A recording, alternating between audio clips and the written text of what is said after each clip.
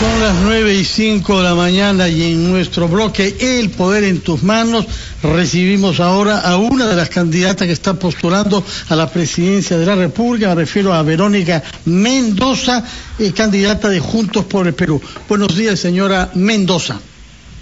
Fernando, Carlos, muy buenos días y muchas gracias por este espacio para poder dirigirme al país. Buenos días. Gracias a usted por su tiempo. Antes de hablar sobre temas de coyuntura y saber lo que Juntos por el Perú y usted misma piensan sobre temas urgentes como el tema de la ley agraria o el tema de la pandemia, queríamos comenzar preguntándole qué grandes propuestas piensa usted plantear al país durante la campaña electoral.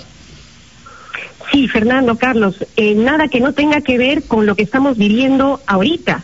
Por ejemplo, en materia de salud necesitamos claramente reforzar nuestro sistema de salud, considerar la salud como un derecho humano que el Estado tiene que garantizar para todas y para todos sin ninguna discriminación y no como ha venido ocurriendo en los últimos años como un negocio, ¿no?, que el sector privado finalmente tiene que resolver. Lo propio en materia de educación. Necesitamos también una segunda reforma agraria para impulsar este sector que es estratégico para la economía nacional. Lo mismo que una reforma tributaria para que el Estado pueda recaudar más y mejor para poder ir superando en adelante la crisis económica que estamos atravesando. Pero en fin, esto tiene que ver directamente con lo que está pasando aquí y ahora. Creo que los candidatos presidenciales, quienes pretendemos dirigir los destinos del país, no podemos estar ajenos a lo que está pasando hoy, sobre todo en este escenario de tremenda incertidumbre con la que lamentablemente estamos cerrando un año difícil y doloroso para los peruanos y lamentablemente sin saber con claridad qué va a pasar con la vacuna, con un incremento de casos de COVID, con una economía estancada, con un Congreso además que amenaza esta vez con censurar a la presidenta del Congreso, ¿no? Entonces los peruanos ya no damos más de tanto caos y de angustia. Lo mínimo que necesitamos ahora, y esto no puede esperar, es respuestas claras, y con esto me refiero en concreto al tema de la vacuna. La verdad que ha sido patético y vergonzoso, perdónenme la expresión, ver cómo estos días, tanto desde el lado del gobierno como desde el comando vacuna empresarial, ha habido contradicciones, lavada de manos, ¿no? Necesitamos una vocería clara sobre este tema, que le informe permanentemente al país, si es necesario, cada día lo que está pasando, lo bueno y lo malo. Y en esto la vocería tiene que ser desde el gobierno, es el Estado el que tiene que tener la voz cantante. Bienvenido el apoyo del sector privado, por supuesto que tiene que haber coordinación, pero es el Estado el que tiene que garantizar que la vacuna sea un bien público de acceso universal y gratuito. Señora Mendoza, no un negocio. De acuerdo. Quería preguntarle... Sí, adelante, Carlos. Perdón, adelante. No. Sí, señora Mendoza, usted nos ha dicho que hay que tranquilizar a la población que ha tenido ya bastantes motivos de incertidumbre durante el año 2020. Ahora bien, preconiza una segunda reforma agraria.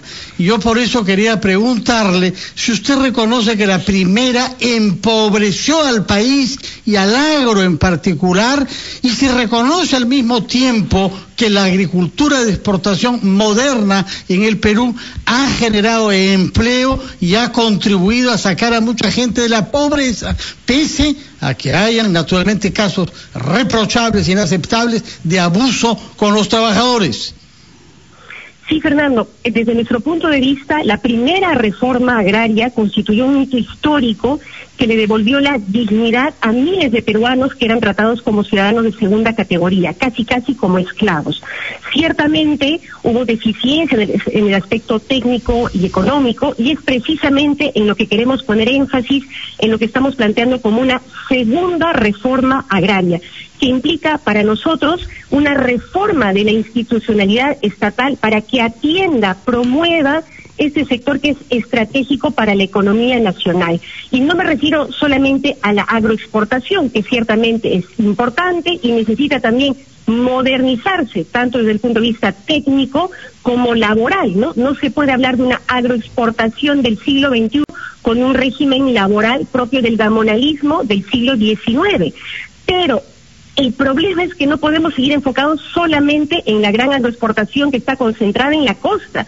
Tenemos también un gran potencial productivo en el interior del país, en la sierra del país, donde la pequeña agricultura y la agricultura familiar es además la que nos ha permitido alimentarnos durante la pandemia. Es la que provee el 70% de lo que consumimos los peruanos cada día y que sin embargo ha sido completamente abandonada.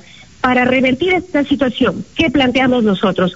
Primero, que se le dé prioridad desde el Estado con un gabinete de desarrollo rural y agrario integrado por varios ministerios, no solamente el de agricultura, sino el de inclusión social, el de transporte, salud y educación, en diálogo con gobiernos regionales y locales y también con los gremios agrarios y campesinos, para que desde ahí se pueda diseñar e implementar políticas y programas como, por ejemplo, un gran programa nacional de riego para garantizar que pueda haber pequeños programas de riego a nivel nacional, no solamente en la costa, sino también en la sierra, donde corresponda.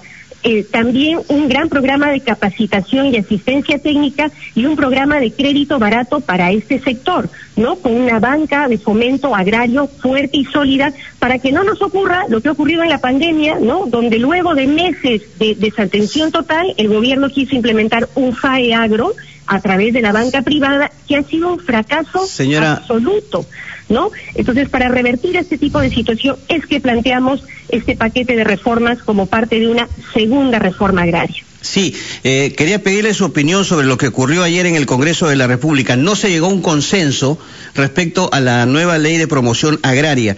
En este sentido, ¿qué responsabilidad tiene para usted el Parlamento y el Ejecutivo mismo en esta situación? La verdad que era lamentable ver que entre los propios parlamentarios no se llegara justamente a este consenso y parece que habría desconocimiento de parte de los parlamentarios respecto a la situación agraria en el país. ¿Cuál es su evaluación de esto, señora Mendoza? Sí, efectivamente hay un gran nivel de irresponsabilidad por parte del Congreso que sigue una vez más de espaldas al país, a pesar de las movilizaciones en las últimas semanas de los trabajadores de la agroexportación y de la evidencia de que el sistema actual no da más y tiene que ser reformado, ¿no? Y estamos viendo cómo ahora nuevamente los trabajadores de la agroexportación, sumidos en la desconfianza natural, comprensible, otra vez están empezando a movilizarse. Entonces, urge que el Congreso de la República, en diálogo con el Ejecutivo, atiendan este tema con urgencia y se pongan de acuerdo ya. En diálogo, eso sí, con los trabajadores de la agroexportación y por supuesto también con el sector empresarial correspondiente, que también tiene responsabilidad. ¿Le parece correcto o atinado que haya vuelto a la Comisión de Economía o debió ser a otra comisión, a la agraria, que es la especializada en ese sentido?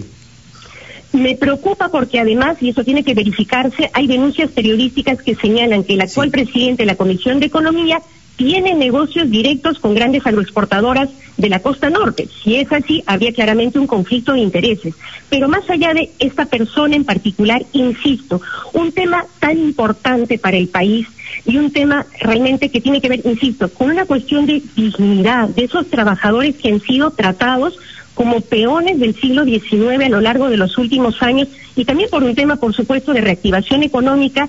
Tiene que haber diálogo entre el Congreso, el Ejecutivo, las empresas agroexportadoras y los trabajadores, que son los que nunca han sido escuchados. Pero quería subrayar la responsabilidad también del gran sector empresarial del país, que por favor tiene que modernizarse, tiene que entender que precisamente para mejorar su productividad necesita tratar bien a sus trabajadores, necesita darles una remuneración justa, permitir que se sindicalicen para tener un interlocutor con el cual dialogar, porque ahora parte de lo que explica las protestas es que no hay una organización de los trabajadores sólida, ¿no? Que realmente tenga una interlocución con las empresas y con el Estado. Entonces, ¿cuál es el camino de la gente?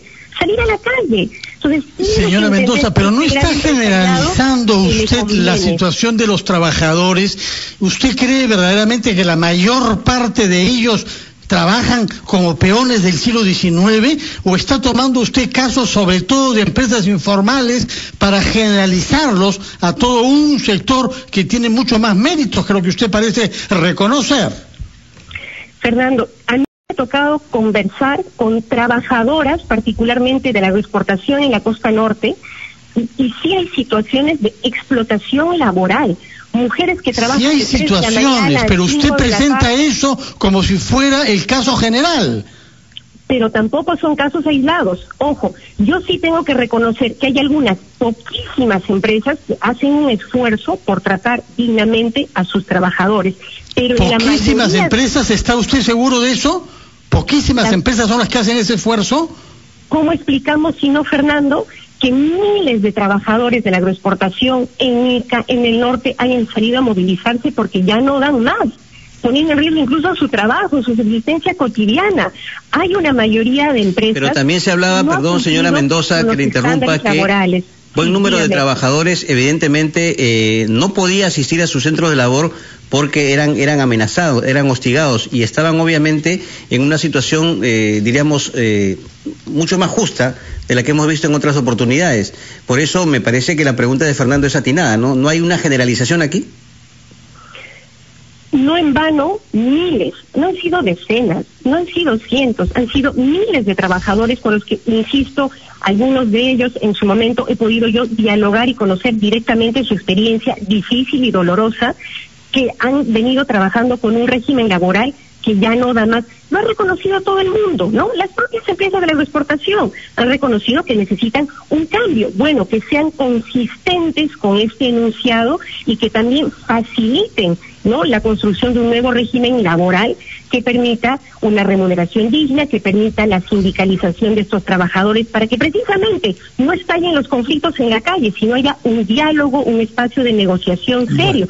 Pero vamos a tener que ir a una pausa. Vamos a tener que ir a una pausa, señora Mendoza. Resaltamos que usted ha dicho que quiere contribuir a que no estallen conflictos en la calle, en eso estamos todos de acuerdo. Vamos a una pausa y retomamos nuestra entrevista a Verónica Mendoza, candidata de Juntos para el Perú, candidata presidencial. Hacemos una pausa y retomamos la entrevista.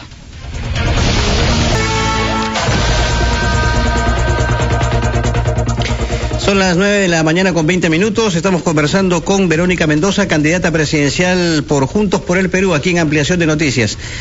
Señora Mendoza, entendemos cuál es el derecho que tienen los trabajadores agrarios de tener, evidentemente, una situación más justa en todos los temas vinculados al aspecto laboral.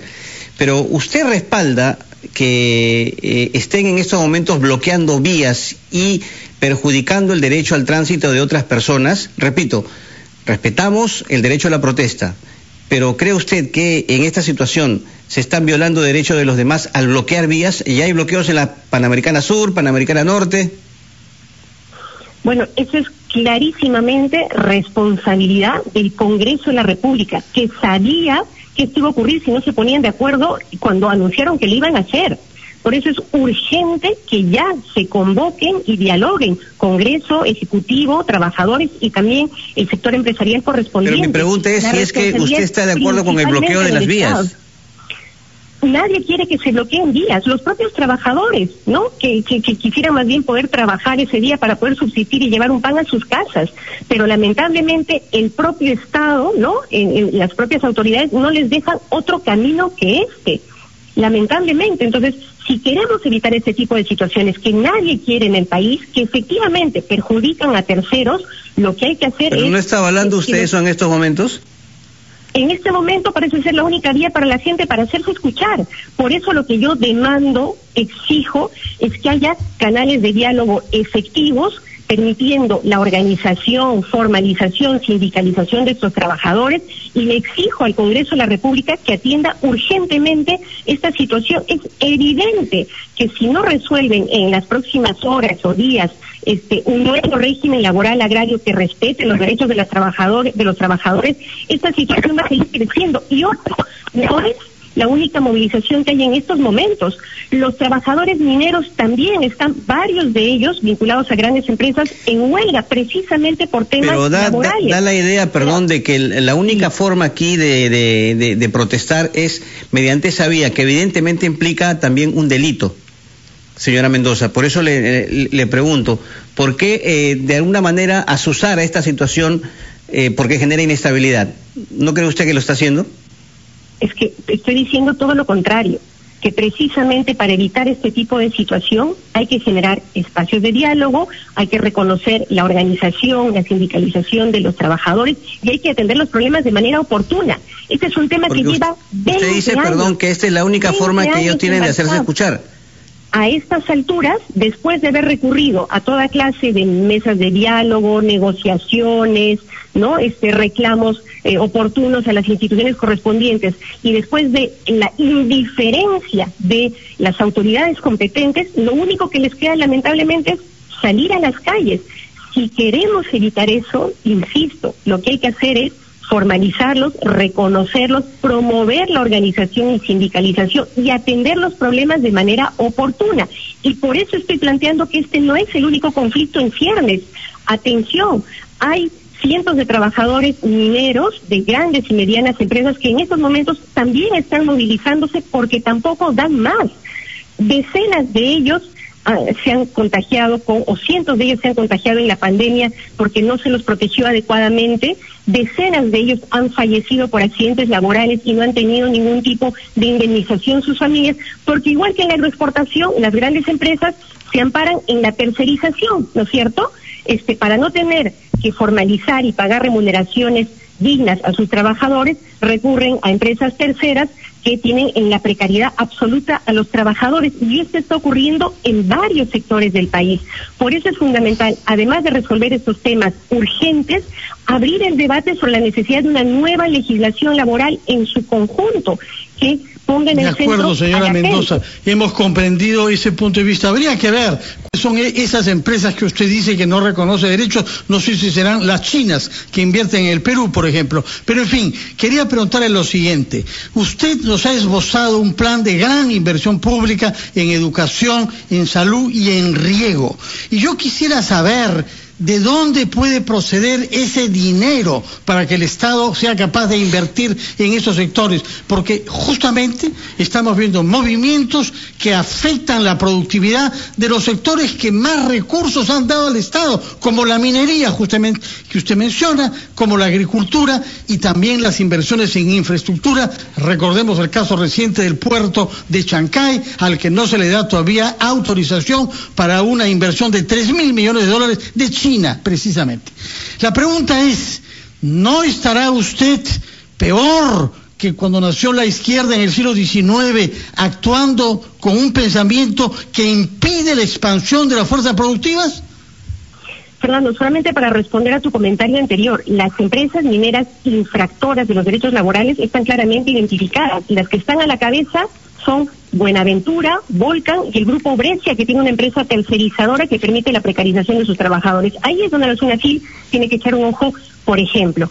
Ahora, sobre lo segundo que echa un ojo bastante riguroso sobre esas empresas formales. Mucho me temo que al decir usted eso está escamoteando la realidad de la minoría informal en el Perú y desconociendo los criterios de seguridad que hay en esas empresas. Es que precisamente no los hay, porque entre Ocinermin y la SUNAFIL se tiran la pelota para saber quién es responsable de los accidentes laborales, y porque como son trabajadores que están tercerizados a pesar de que cumplen labor permanente, y esto es tanto en la minería como en la agroexportación. Si usted tiene una lista de trabajadores que se han visto dañados en su integridad física y que han sido desatendidos por las empresas, yo le ruego que me la haga llegar, porque realmente de lo que uno puede ver sucede lo contrario. Las empresas formales, porque cotizan a veces en la bolsa de Nueva York, esa es la razón y no la contraria, tienen mucho más rigor que las empresas informales, sobre la que la oigo a usted hablar muy poco. Pero la pregunta era, ¿cómo financiar ese Estado para que haga todas las inversiones sociales que usted preconiza, cuando al mismo tiempo se está saboteando la productividad en los sectores más dinámicos? Todo lo contrario, Fernando. Nosotros no queremos sabotear la productividad, queremos más bien promoverla de manera planificada, priorizando y acompañando a los sectores más productivos, a los sectores que más generan empleo, pero con estándares laborales y ambientales propios del siglo XXI, propios de una democracia como la nuestra. Entonces, por eso es que, por ejemplo, en el ámbito minero, nosotros hemos planteado, Fernando, la necesidad de una nueva minería no estamos planteando abolir la minería, estamos planteando una nueva minería más moderna, eficiente y respetuosa de los derechos, que pasa por, para poner un ejemplo nada más, una política adecuada de ordenamiento territorial para definir dónde sí se puede y se debe promover minería y dónde no, porque amenaza otro tipo de actividades. Pero todo lo que usted propone es gasto social y por muy justificado que sea, requiere que haya productividad. Entonces la pregunta es, ¿qué sectores económicos van a generar ingresos para el Estado? Máximo, cuando usted sabe mejor que yo, cuando los gobiernos de izquierda han tenido éxito económico, es que han hecho políticas económicas de mercado, como China o Vietnam. A eso quiero llegar. ¿Su pensamiento se ha quedado atrasado en el siglo XIX o está ubicado en el siglo XXI? Todo lo contrario, nosotros lo que planteamos es una modernización que implica no solamente una mejor planificación, mejor uso de la tecnología y la innovación, sino también respeto de los derechos humanos. Los derechos de la gente también tienen que ser considerados en un proceso de modernización de estos sectores productivos.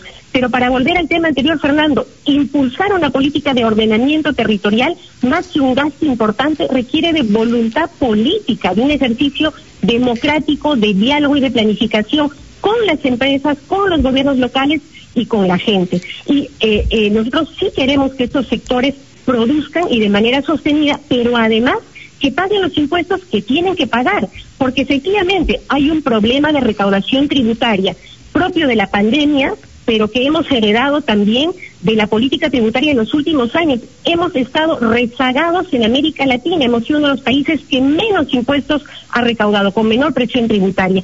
Por eso, como Juntos por el Perú, estamos planteando la necesidad de una reforma tributaria integral que revise las exoneraciones millonarias a grandes empresas que ya no las necesitan, como por ejemplo lo hemos visto claramente en la agroexportación, como ocurre también en el sector minero, que además combata la evasión y la elusión tributaria y de manera excepcional la instauración de un impuesto a las grandes fortunas, un impuesto solidario para poder paliar la crisis y recaudar recursos para poder invertir más en salud y en educación.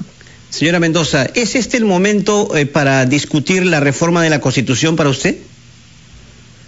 Por supuesto que sí, lo ha dicho la gente, lo han dicho los jóvenes en las calles.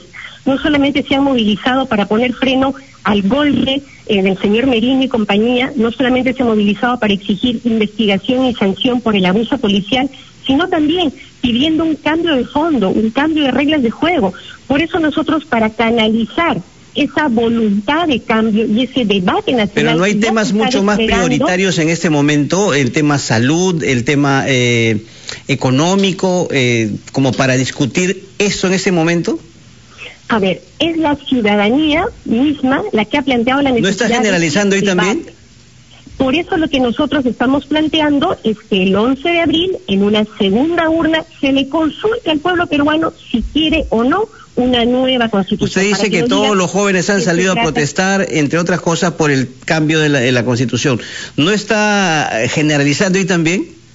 Por eso mismo, para que no dependa de mi criterio, de mi evaluación. Usted está diciendo eso. Y además de algunas encuestas que dicen que la mayoría de peruanos, de manera abrumadora, considera que tiene que haber cambios en la Constitución.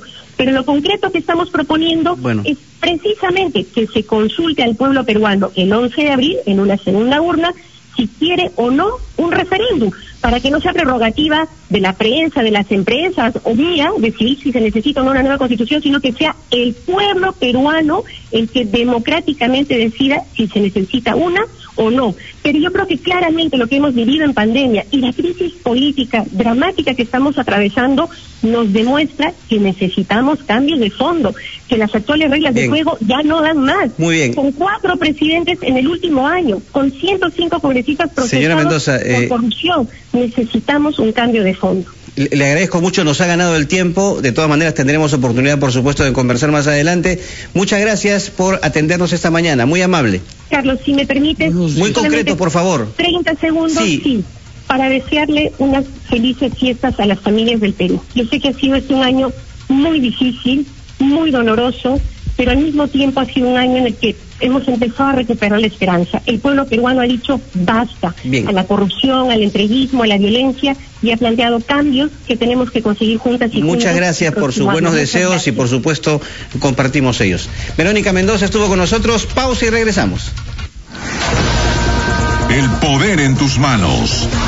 Elecciones Generales 2021.